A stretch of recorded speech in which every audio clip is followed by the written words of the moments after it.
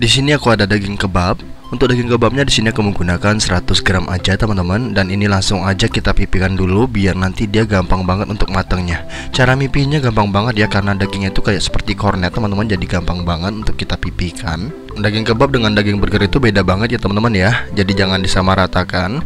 Kalau daging kebab seperti ini biasanya tuh dia lebih identik dengan rasa asapnya ya teman-teman ya. Jadi rasa asap dan rasa kebabnya itu keluar banget kalau kita menggunakan daging ini.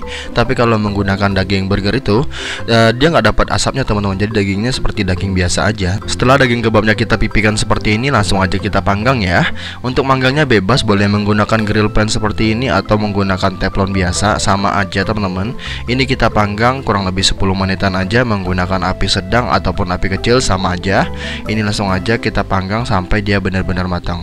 Untuk rasa yang lebih enak sampai dia ngeluarin air yang lebih banyak teman-teman, jadi nanti dia matangnya sampai ke dalam-dalam. Ini daging kebabnya jangan lupa sambil dibolak-balik ya teman-teman ya, biar matangnya cukup merata, dan nanti airnya bakalan kelihatan teman-teman. Nah teman-teman bisa lihat sendiri di bagian bawahnya itu airnya udah cukup banyak teman-teman, tapi masih belum, nanti dia bakalan ngeluarin lebih banyak lagi. Kita panggang terus saja sampai warnanya itu agak sedikit merah semuanya, atau agak sedikit kecoklatan gosong-gosong gitu juga nggak masalah ya teman-teman ya. Jadi jangan sampai kehitaman juga, agak sedikit coklat nggak masalah, karena ini rasanya bakalan jauh lebih enak kalau dia agak sedikit matang teman-teman. Karena kalau misalnya kita manggang ini cuma setengah matang, biasanya tuh rasanya kurang enak bagian dalamnya itu karena belum matang ya. Jadi kita matangin aja benar-benar matang, dan ini menurut aku udah hampir matang teman-teman. Ini langsung aja aku angkat, aku tiriskan dulu dan aku dinginkan dulu. Kita lanjut aja ke step selanjutnya. Dan kebetulan kompor aku kehabisan gas ya teman-teman ya, kita langsung aja masak di portable ini. Lanjut di sini aku ada mie kering kuning, dan ini langsung aja aku siapkan air rebusan dan aku masukkan 2 keping mie kuningnya. Ini teman-teman boleh menggunakan mie kuning apa aja, bebas untuk mereknya. Dan langsung aja kita rebus sampai dia benar-benar matang. Kalau di tempat teman-teman susah banget untuk nyari mie kuningnya, boleh banget menggunakan mie instan ya. Tapi kalau menggunakan mie instan pasti nanti harga jualnya bakalan melambung teman-teman. Jadi saran aku menggunakan mie kuning ini aja ya.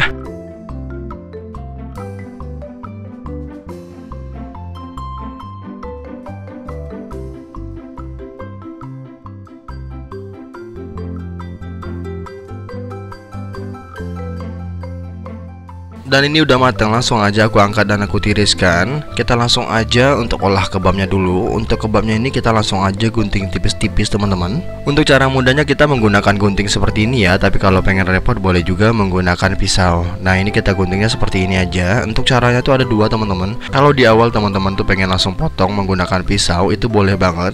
Tapi biasanya nanti ukurannya tuh nggak karu-karuan, makanya kita potongnya tuh di terakhir ya. Tujuannya tuh agar hasilnya tuh bener-bener sama teman-teman, jadi hasilnya bener-bener bagus. Kalau teman-teman potongnya tuh di depan, nanti hasilnya tuh kita nggak tahu teman-teman, karena biasanya bentuknya tuh ada yang tebal, ada yang tipis. Jadi saran aku gunakan cara seperti ini. Lanjut di sini aku ada kulit pangsit. Setelah itu tambahkan 1 daging kebab seperti ini, dan kita tambahkan juga untuk mie kuningnya. Untuk mie kuningnya kita cuman pakai secukupnya aja ya. Kita tambahkan sedikit aja seperti ini. Setelah itu langsung aja kita gulung ya. Kita gulung seperti mirip cone atau mungkin centongnya buat es krim itu teman-teman.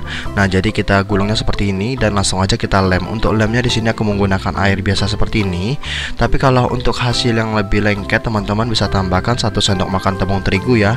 Jadi 1 sendok makan tepung terigu ditambahkan air seperti ini, itu jadi lem yang lumayan cukup kuat ya teman-teman ya. Karena bahan dasar dari kulit pangsit sendiri itu dari tepung terigu teman-teman, jadi pastinya lebih lengket banget kalau teman-teman tambahkan tepung terigu. Karena biasa tuh sering banget kalau kita goreng menggunakan air biasa aja, dia gampang copot teman-teman. Jadi saran aku untuk lemnya kita tambahkan 1 sendok makan tepung terigu ya. Ini aku ulangin sekali lagi, dan lakukan sampai semua daging kebab atau mie-nya habis ya. Kemungkinan besar di sini aku bakalan ngabisin mie-nya aja, karena mie-nya cuma 1 bungkus teman-teman, jadi sedikit banget. Untuk daging kebabnya pasti bakalan sisa banyak, tapi nggak apa-apa, kita buat seadanya dulu aja. Dan ini dia hasilnya setelah aku buat semuanya. Dari 1 bungkus mie kuning akan menghasilkan sebanyak ini teman-teman. Jadi jajanan itu banyak banget hasilnya. Dan ini langsung aja tanpa berlama-lama aku siapkan penggorengan, dan aku langsung aja tambahkan minyak goreng. Kita langsung goreng ya. Ini cara gorengnya gampang banget teman-teman. Biarkan dulu minyak sampai panas. Setelah panas langsung aja kita masukkan mikonnya. Jadi kita masukkan kurang lebih 1-3 aja. Ini kita masak sampai dia benar-benar matang. Untuk hasil yang lebih enak atau mungkin dijual untuk anak SD, teman-teman boleh banget tambahin bumbu tabur ya teman-teman ya. Tapi kalau untuk makan di rumah begini aja sih udah oke ya. Jadi buat teman-teman yang penasaran dengan bagaimana rasanya, langsung aja praktekin di rumah karena cara pembuatannya gampang banget. Untuk hasilnya banyak banget, melimpah banget teman-teman. Untuk harga jualnya per satu micon ini dijual dengan harga 1000-an aja. Jadi untuk harganya tuh lumayan murah banget teman-teman. Untuk perhitungan lengkapnya teman-teman langsung aja cek di deskripsi box, dan teman-teman yang mau beli daging kebabnya langsung aja cek di deskripsi box. Aku bakalan tulisin lengkap di sana di mana aku belinya.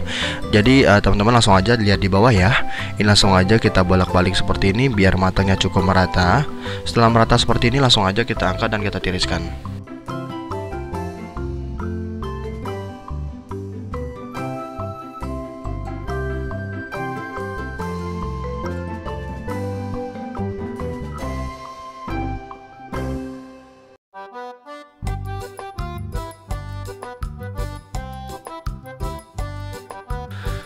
Dan ini dia hasilnya setelah aku goreng semuanya. Jadi ini aku goreng semuanya teman-teman.